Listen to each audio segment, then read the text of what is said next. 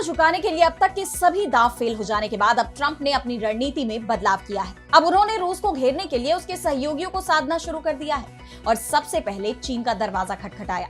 चीन इस वक्त रूस से सबसे ज्यादा तेल खरीद रहा है। यूक्रेन जंग में भी वो रूस के साथ खड़ा है।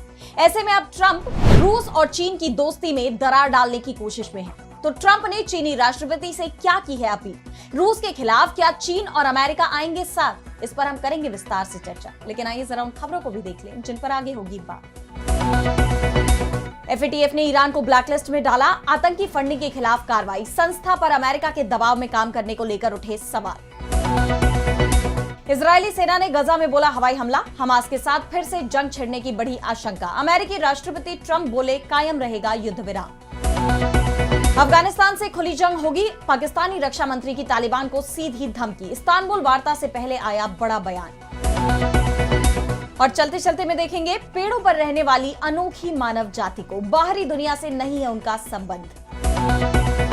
इन सभी खबरों पर हम विस्तार से करेंगे बात, लेकिन पहले एक नजर हेडलाइंस पर। अमेरिका के खिलाफ वेनेजुएला ने तैनात की 5000 रूस निर्मित इग्ला एस मिसाइलें। राष्ट्रपति मादुरो ने अमेरिकी राष्ट्रपति ट्रंप पर युद्ध की साजिश रचने के लगाए आरोप। पीओके में बंद करो जनता का दमन। संयुक्त राष्ट्र में भारत ने पाकिस्तान को जमकर फटकारा। कश्मीर मुद्दा उठाए जाने के बाद भारत ने अपने राइट टू रिप्लाई का किया इस्तेमाल। मलेशिया में अमेरिकी राष्ट्रपति ट्रंप के खिलाफ नारेबाजी। फलस्तीनी झंडा थामे लोगों ने किया प्रदर्शन। आसियान समिट के लिए मलेशिया दौरे पर हैं ट्रंप। विज्ञापन विवाद के बाद कनाडा पर अमेरिकी राष्ट्रपति ट्रंप का बड़ा एक्शन। आयात पर 10% अतिरिक्त टैरिफ लगाने का किया ऐलान। पहले ही रद्द कर चुके हैं व्यापार वार्ता। तो अमेरिकी राष्ट्रपति डोनाल्ड ट्रंप एशियाई देशों के दौरे पर हैं और इस दौरान उनकी चीन के राष्ट्रपति शी जिनपिंग से मुलाकात होनी है। वैसे तो ये मुलाकात इसलिए भी अहम मानी जा रही थी क्योंकि बीते कुछ वक्त से जो फैसले ट्रंप ने लिए हैं रूस से तेल व्यापार को लेकर, जिस तरह उन्होंने बीजिंग पर टैरिफ की धमकी दी है, उसके बाद चीन और अमेरिका के बीच टैरिफ वॉर दोबारा छिड़ने की आशंका जताई जा रही है। लेकिन अब जिनपिंग से मुलाकात से पहले ट्रंप के तेवर बदलते नजर आ रहे हैं। अभी तक तो रूस यूक्रेन युद्ध को रोकने के लिए ट्रंप धमकी और दबाव की रणनीति अपनाए हुए थे, लेकिन अब वो सहयोग की बात कर रहे हैं। राष्ट्रपति ट्रंप ने चीन से मदद की अपील की है। उन्होंने मीडिया से बात करते हुए कहा कि हम चाहते हैं कि रूस को समझाने में चीन हमारी मदद करे। हमने रूस पर बड़े प्रतिबंध लगाए हैं। मुझे लगता है कि ये प्रतिबंध और कड़े होने जा रहे हैं, लेकिन मैं देखना चाहता हूं कि इसमें चीन हमारी कैसे मदद करेगा। राष्ट्रपति शी जिनपिंग के साथ मेरे अच्छे रिश्ते हैं। हमारी बैठक भी होने जा रही है। ये अच्छी मीटिंग होगी। हम बिजनेस भी करेंगे। इस मीटिंग में रूस यूक्रेन युद्ध पर बात होगी। इस युद्ध में हर हफ्ते 7000 लोग मारे जा रहे हैं, जिनमें अधिकतर सैनिक हैं, और हम यकीनन इस बारे में बात करेंगे। यानी ट्रंप चाहते हैं कि यूक्रेन युद्ध को रोकने में रूस के खिलाफ जिनपिंग उनकी मदद करे, जिसके लिए उन्होंने उम्मीद तो जताई ही और साथ ही चीन के साथ तनाव कम करने के भी संकेत दिए। उन्होंने रूस के साथ तेल व्यापार बंद करने का दबाव बनाते हुए चीन पर 155% टैरिफ लगाने की धमकी दी थी और अब वो उसमें राहत देने की बात कर रहे हैं। पत्रकारों ने जब ट्रंप से पूछा कि क्या वो चीन के साथ डील करने के लिए किसी भी तरह की रियायत देना चाहते हैं, तो जवाब देते हुए उन्होंने कहा कि हाँ बिल्कुल, उन्हें कुछ रियायतें देनी होंगी। हमने चीन पर 157% टैरिफ लगाया है। मुझे नहीं लगता कि ये टैरिफ सदा के लिए है। वे इसे कम करना चाहते हैं। हम उनसे कुछ चीजें चाहते हैं और मुझे लगता है कि ये बहुत अच्छा होगा। ट्रंप के इस बयान से साफ है कि अब उन्हें भी इस बात का एहसास हो गया है कि रूस को झुकाने के लिए उनके प्रतिबंध काफी नहीं है। इसलिए अब उन्होंने अपनी रणनीतियों में बदलाव किया है। अब वो रूस के सहयोगियों के जरिए उस पर दबाव बनाने की कोशिश में जुट गए हैं। वहीं दूसरी तरफ उन्होंने रूसी राष्ट्रपति व्लादिमीर पुतिन के साथ मुलाकात को लेकर एक बार फिर चेताया है। ट्रंप ने कहा कि मुझे पता होना चाहिए कि हम एक समझौता करने जा रहे हैं। मैं अपना समय बर्बाद नहीं करने वाला। ट्रंप का यह बयान ऐसे वक्त में आया है जब रूसी राजदूत किरिल दिमित्रिव अमेरिका पहुंचे हैं और यह तय माना जा रहा है कि इस दौरान उनकी अमेरिकी अधिकारियों से पुतिन और ट्रंप की मुलाकात पर चर्चा होगी। गौरतलब है कि ट्रंप ने युद्ध पर रूस के अड़ियल रवैये को देखते हुए पुतिन के साथ बुदापेस्ट में होने वाली बैठक को स्थगित कर दिया है। रूस का कहना है कि यह बैठक स्थगित हुई है, रद्द नहीं। यानी दोनों नेताओं के बीच मुलाकात की उम्मीद अभी बाकी है। अब इन हालात में देखना यह होगा कि ट्रंप आगे क्या कदम उठाते हैं। क्या उन्हें रूस के खिलाफ चीन से मदद मिलेगी? क्या ट्रंप और पुतिन की मुलाकात होगी? ये देखने वाली बात होगी। और अब बढ़ते हैं अगली खबर की तरफ, जहां हम बात करेंगे FATF के एक्शन पर उठने वाले सवालों के बारे में। तो फाइनेंशियल एक्शन टास्क फोर्स यानी एफएटीएफ ने ईरान पर सख्त एक्शन लिया है और उसे ब्लैकलिस्ट में डाल दिया। एक तरफ पाकिस्तान है जहां आतंकी संगठन खुलकर चंदा उगाही कर रहे हैं। आईएसआईएस, जैश ए मोहम्मद जैसे संगठनों के कार्यक्रमों में पाकिस्तान के मंत्री और सेना के अधिकारी भी शामिल होते हुए देखे जाते हैं। लेकिन फाइनेंशियल एक्शन टास्क फोर्स यानी एफएटीएफ की तरफ से उस पर नरमी दिखाई जाती है, बस चेतावनी देकर छोड़ दिया जाता है। ऐसे में सवाल उठ रहे हैं कि एफएटीएफ अमेरिका के दबाव में काम कर रहा है, क्योंकि ईरान पर पहले से ही संयुक्त राष्ट्र से लेकर यूरोपीय यूनियन और अमेरिका ने सख्त प्रतिबंध लगा रखे हैं, जिसके बाद ईरान की आर्थिक हालत बेहद खस्ता दिखाई दे रही है।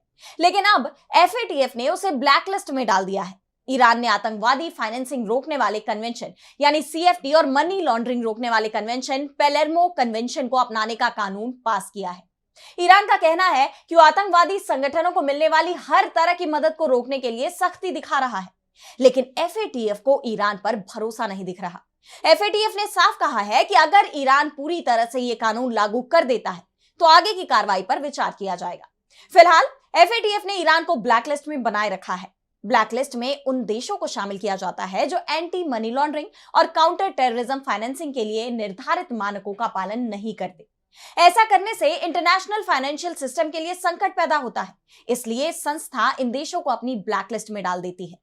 एफएटीएफ का कहना है कि ईरान अभी भी फाइनेंशियल सिस्टम में पूरी तरह भरोसेमंद नहीं है। उसे अपने कानून और सिस्टम सुधारने होंगे, तब ही दुनिया के बाकी देश ईरान के साथ फाइनेंशियल डील करने में सुरक्षा महसूस करेंगे। अभी के लिए ईरान पर नजर रखी जाएगी और बाकी देशों को सचेत किया गया है कि ईरान के साथ संभल कर काम करें। एफएटीएफ ने वर्तमान में सिर्फ 3 देशों को ब्लैकलिस्ट में रखा है, जिसमें ईरान के अलावा उत्तर कोरिया और म्यांमार शामिल है। इसके अलावा एफएटीएफ की ग्रे लिस्ट में 23 देशों को शामिल किया गया है। एफएटीएफ की ग्रे लिस्ट में उन देशों को शामिल किया जाता है जो एंटी मनी लॉन्ड्रिंग यानी एएमएल और countering the financing of terrorism यानी सीएफटी के लिए निर्धारित नियमों को लागू तो करते हैं, लेकिन उनमें कमजोरियां होती हैं जिन्हें सुधारने के लिए वे क्या काम करते हैं, इस पर फोर्स की निगरानी होती है। और भारत के पड़ोसी देश नेपाल का नाम ग्रे लिस्ट में है, लेकिन पाकिस्तान, अफगानिस्तान जैसे देश इस सूची से बाहर है, जिसके चलते एफएटीएफ पर सवाल उठ रहे हैं। और अब अगली खबर में बात करेंगे गजा की।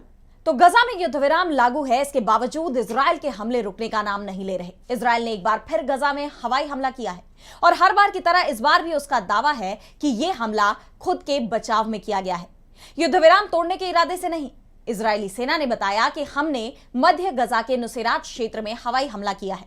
हमला इस्लामिक जिहाद के सदस्य को निशाना बनाकर किया गया है, जिसका उद्देश्य कथित तौर पर इजरायली सेना पर एक सुनियोजित हमले को रोकना था। दक्षिणी कमान में आईडीएफ सैनिक युद्ध विराम समझौते के मुताबिक क्षेत्र में तैनात है और किसी भी तात्कालिक खतरे को दूर करने के लिए कार्रवाई जारी रखेंगे। मीडिया रिपोर्ट्स के मुताबिक प्रत्यक्षदर्शियों ने बताया कि उन्होंने गजा में एक ड्रोन पर हमला होते देखा, जिससे उसमें आग लग गई। स्थानीय डॉक्टरों ने बताया कि इस हमले में 4 लोग घायल हुए हैं, हालांकि किसी की मौत की खबर नहीं है। और इससे ठीक एक हफ्ते पहले 19 अक्टूबर को भी इजरायली सेना ने गजा में हवाई हमला किया था, जिसमें 26 लोगों की जान चली गई थी, जिसके बाद ये युद्ध विराम सवालों से घिर गया था और आनन फानन में अमेरिकी दूत इजरायल पहुंचे। खुद अमेरिकी उपराष्ट्रपति जेडी वैंस भी इजरायल गए। पीएम बेंयामिन नेतन्याहू से उन्होंने मुलाकात की ताकि युद्ध विराम को स्थायी रूप से लागू रखा जा सके, लेकिन उनका यह दौरा बहुत कामयाब नहीं रहा। इजरायल अपना अभियान जारी रखने की बात पर अड़ा हुआ है और आईडीएफ के ये हमले उसके इस रुख के गवाह माने जा रहे हैं, जिससे गजा में शांति लाने की अमेरिकी राष्ट्रपति डोनाल्ड ट्रंप की कोशिशें कमजोर होती दिखाई दे रही हैं। युद्ध विराम टूटने की आशंका जताई जा रही है। हालांकि ट्रंप ने भरोसा जताया है कि यह युद्ध विराम लागू रहेगा। उन्होंने हमास को धमकी देते हुए कहा कि गजा में युद्ध विराम कायम रहेगा। अगर यह कायम नहीं रहता है तो हमास से निपटना मुश्किल नहीं होगा, यह बहुत जल्दी हो जाएगा। लेकिन मुझे उम्मीद है कि हमास के लिए भी ये कायम रहेगा, क्योंकि उन्होंने हमें एक बात पर अपना वादा दिया था। उन्होंने कहा कि उन्होंने गिरोह के सदस्यों को मार गिराया है। मुझे उम्मीद है कि ये सही है, इसलिए मुझे लगता है कि ये कायम रहेगा, और अगर ऐसा नहीं होता है तो उनके सामने बहुत बड़ी समस्या होगी। इजरायल बार बार गजा पर हमले कर रहा है, जिससे युद्ध विराम पर खतरा दिखाई दे रहा है, लेकिन ट्रंप की तरफ से हमास को चेतावनी दी जा रही है, जिसके बाद अमेरिका का यह दोहरा रवैया भी सवालों से घिर गया है। सवाल ये भी उठ रहे हैं कि आखिर गजा की जनता को इजरायली हमलों से छुटकारा कब मिलेगा। और अब अगली खबर में बात करेंगे पाकिस्तान और अफगानिस्तान में बढ़ते तनाव की। तो दोनों देशों के बीच पिछले काफी वक्त से टकराव के हालात बने हुए हैं।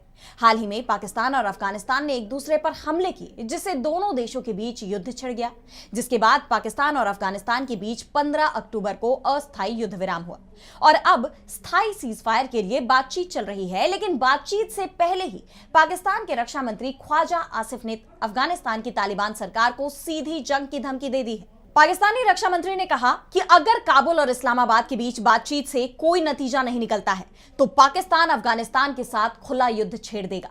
हाल के दिनों में कोई घटना या झड़प नहीं हुई है जो दिखाता है कि दोहा समझौता कुछ हद तक प्रभावी रहा है। हालांकि मुझे खुशफहमी नहीं है, जो नजर आया है वो शांति चाहते हैं। हमारे पास एक विकल्प है, अगर कोई समझौता नहीं होता है तो हम उनके साथ खुली जंग लड़ेंगे। रक्षा मंत्री की यह धमकी ऐसे वक्त में आई है जब पाकिस्तान और अफगान तालिबान के बीच तुर्की के इस्तांबुल में बातचीत का दूसरा दौर चल रहा है। बीते दिन इस्तांबुल में पाकिस्तान और अफगानिस्तान के बीच दूसरी हाई लेवल वार्ता करीब 9 घंटे तक चली।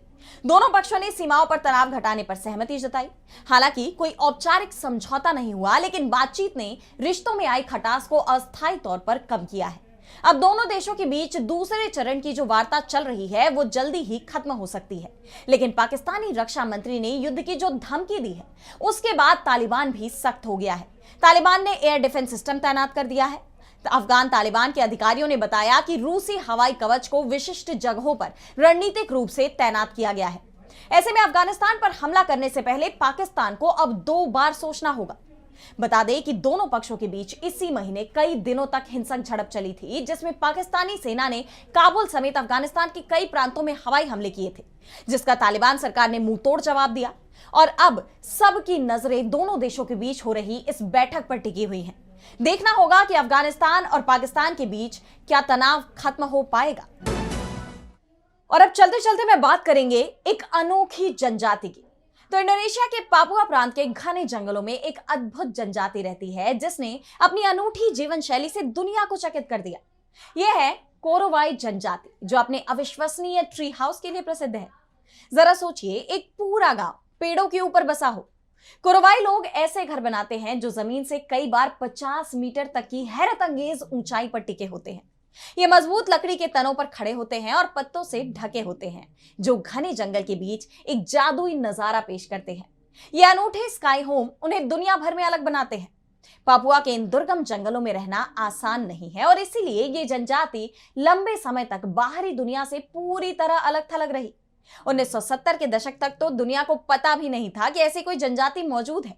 कोरोवाई लोग खुद को धरती पर अकेला इंसान मानते थे।